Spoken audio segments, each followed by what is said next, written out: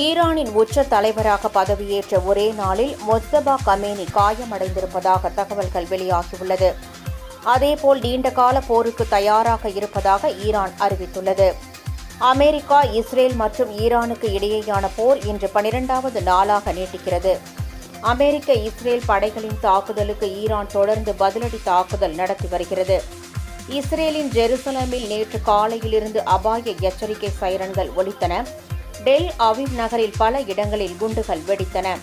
மேலும் இஸ்ரேலின் ஹைபா எண்ணெய் சுத்திகரிப்பு நிலையத்தை குறிவைத்தும் ஈரான் ட்ரோன் தாக்குதல் நடத்தியது.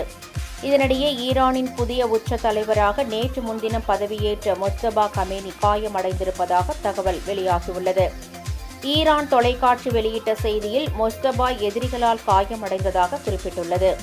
மொஜ்தபாவின் தந்தையும் முன்னாள் உச்ச தலைவருமான அயதுல்லா அலி கமேனி கடந்த 28ஆம் தேதி போரின் முதல் நாளில் கொல்லப்பட்ட பிறகு இதுவரை மொஜ்தபா கமேனி தொடர்ந்து ரகசிய இடத்திலேயே இருந்து வருகிறார்.